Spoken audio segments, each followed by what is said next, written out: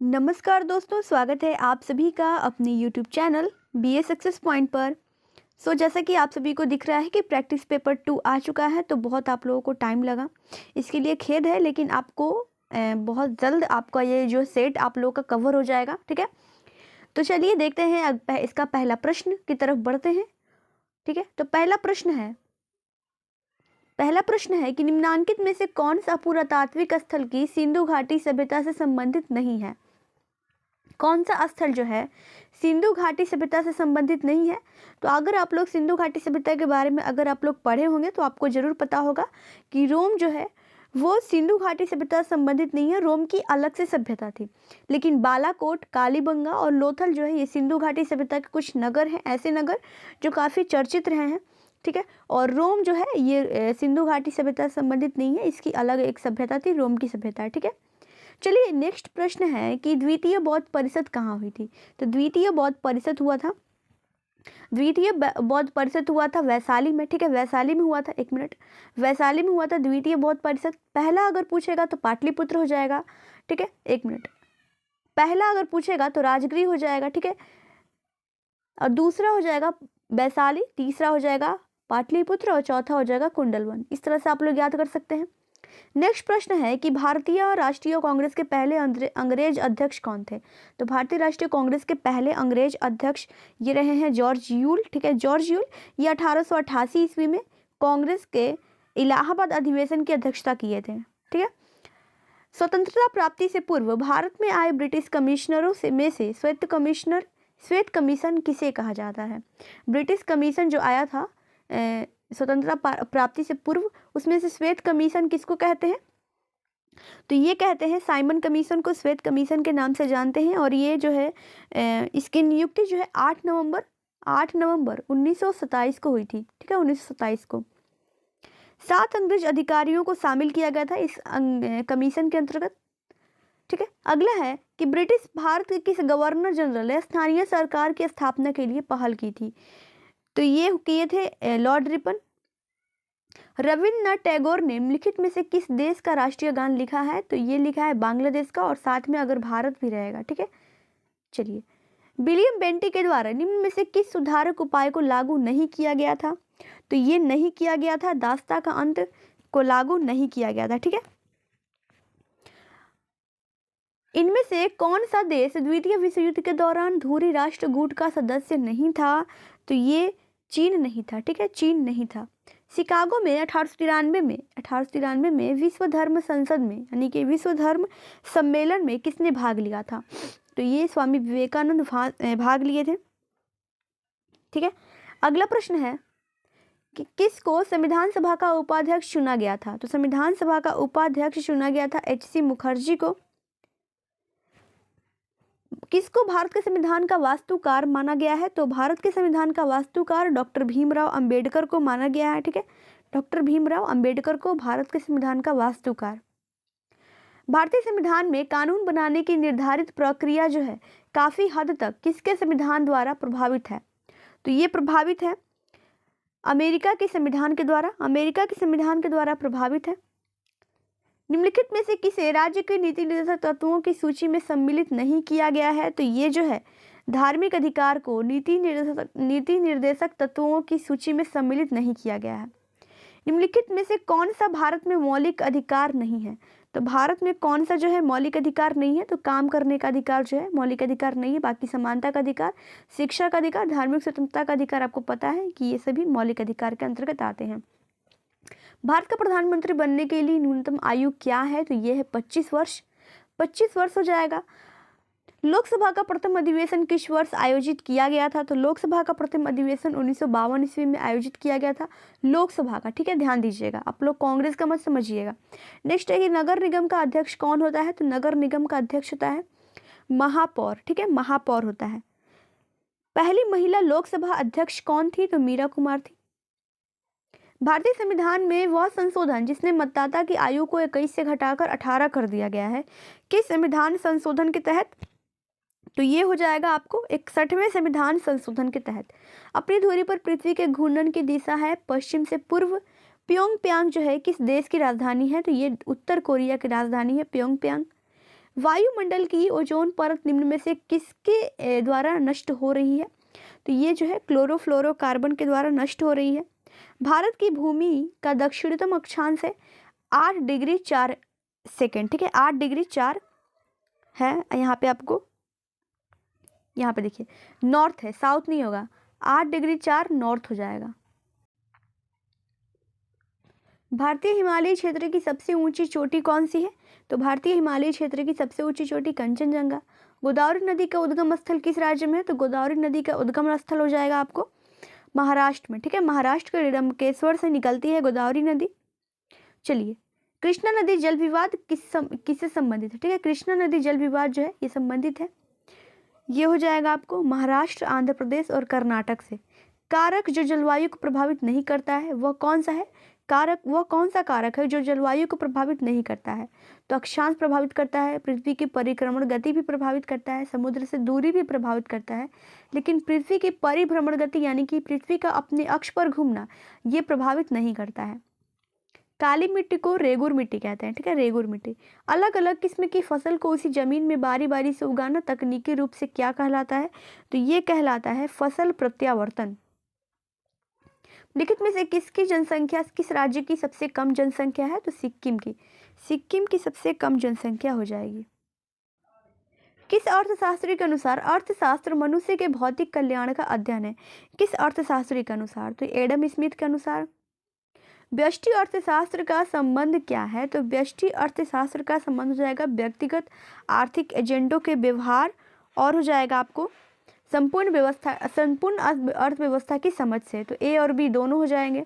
Dudhwa national park कहाँ स्थित है? तो दुधवा नेशनल पार्क हो जाएगा उत्तर प्रदेश में, ठीक है। ये बाघ और बारहसिंगा के लिए खास तौर पर बनाया गया है।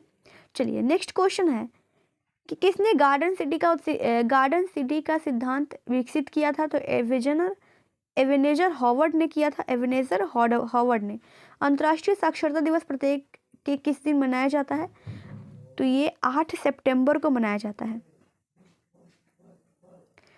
रंग बिरंगा और मंत्रमुग्ध कर देने वाला मेला कौन सा है जो प्रत्येक वर्ष उत्तर प्रदेश के मेरठ में होली के कुछ दिनों बाद लगाया जाता है?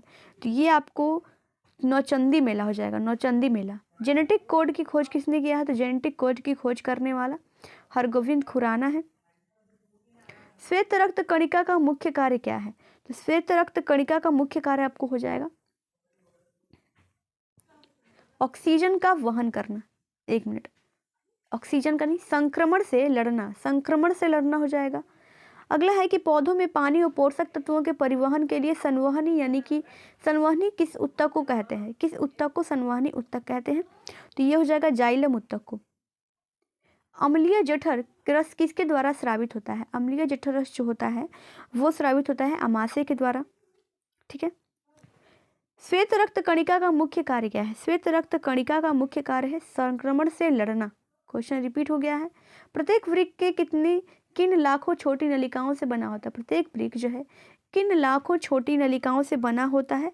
तो ये वृक्काणु यानी कि नेफ्रॉन्स से बना होता है। घेंघा किसकी कमी से होता है? तो आयोडीन की कमी से होता है घेंघा।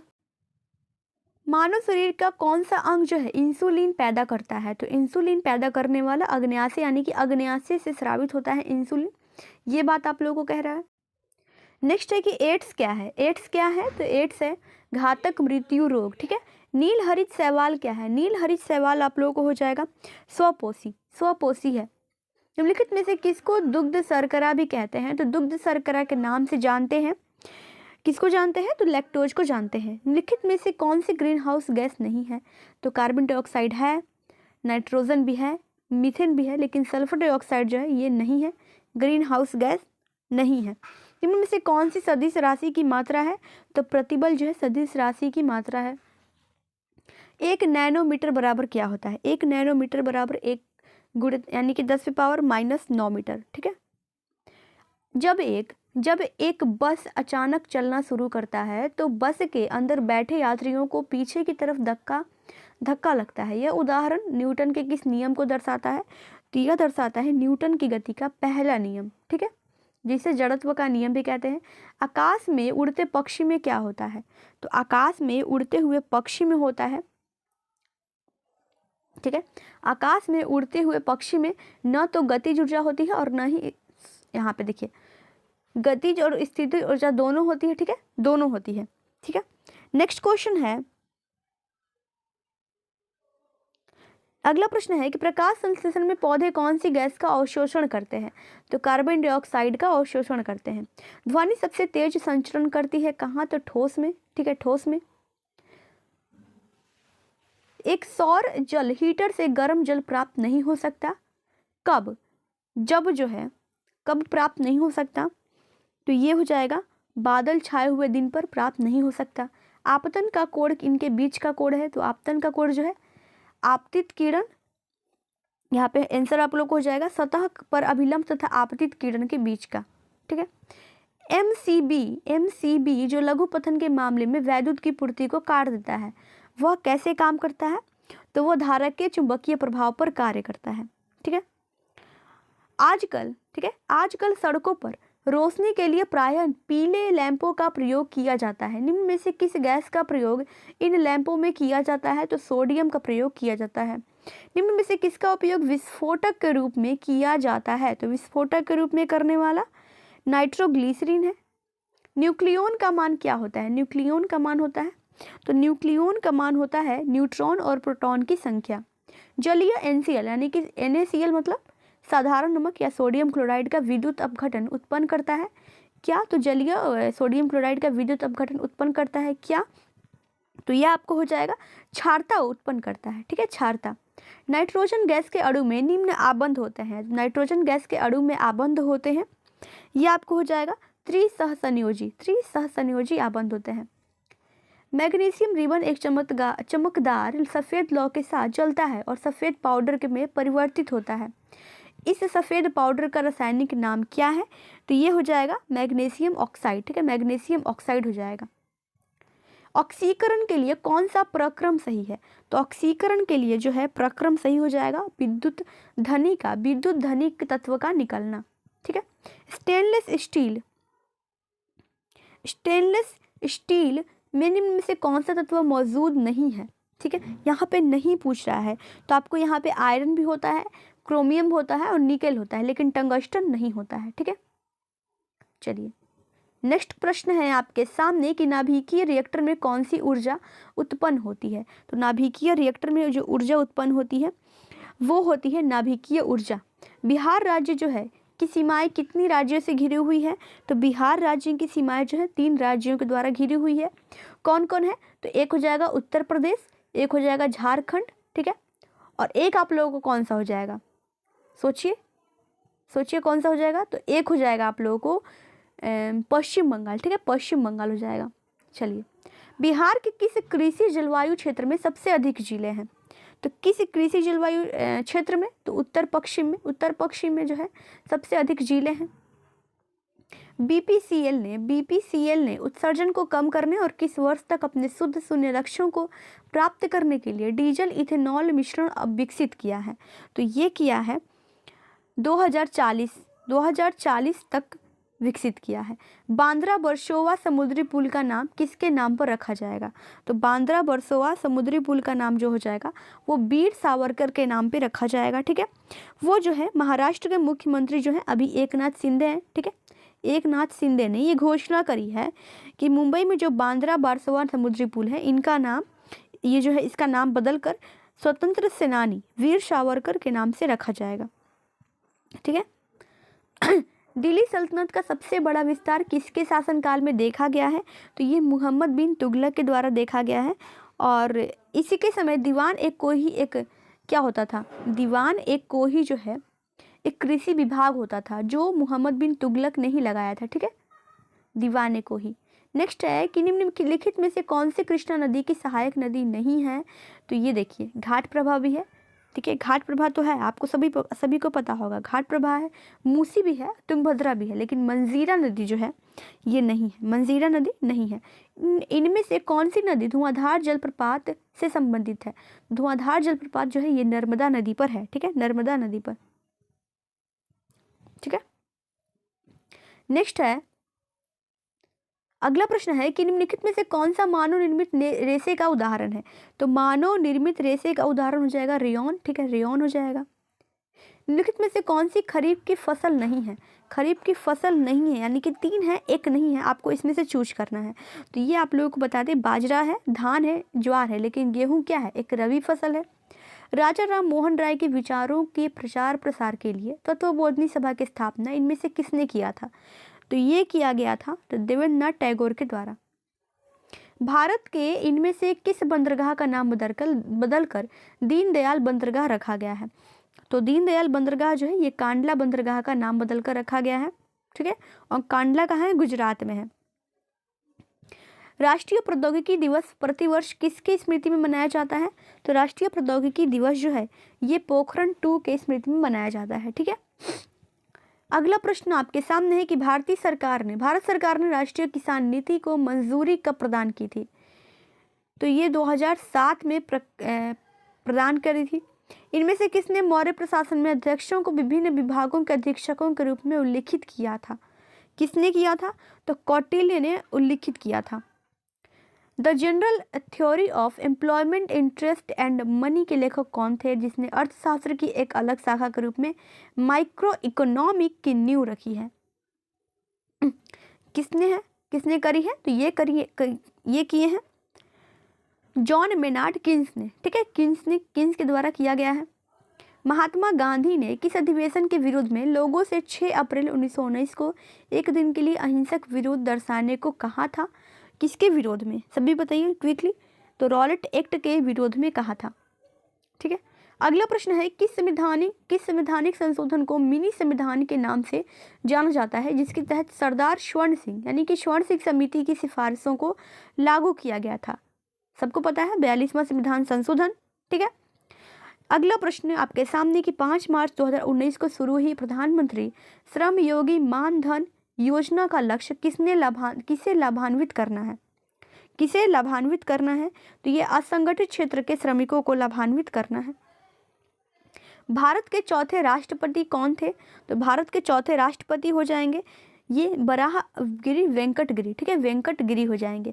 तो यहाँ पे आप लोगों को देख सकते हैं कि यहाँ पे आप लोगों का शुरू होता है मैथ का क्वेश्चन, ठीक है, यहाँ पे देख सकते हैं आप लोगों का मैथ का क्वेश्चन शुरू होता है, मैथ और रीजनिंग क्वेश्चन स्टार्ट हो जाएगा। तो आप लोगों को यहाँ पे थोड़ा सा इसको वीडियो को रोकना है और अपने इसको देखना है, ठीक है, इसको देखना है, हर एक क्वेश्चन को देखते हुए चलना है, ठीक है, 1 मिनट, और इसको सॉल्व करना है। तो चलिए मिलते हैं अगले वीडियो में। थैंक्स टू ऑल, और आप लोग चैनल को एक बार सब्सक्राइब करिएगा, ठीक है, चैनल को सब्सक्राइब, वीडियो को लाइक और शेयर जरूर करिएगा, और कमेंट बॉक्स में ये जरूर बताइएगा कि आपको कौन सा क्वेश्चन पे डाउट था, कौन सा क्वेश्चन आपको हार्ड लगा और कितना आप लोग क्वेश्चन कर पाए, ठीक है। तो मिलते हैं अगले वीडियो में। Thanks to all.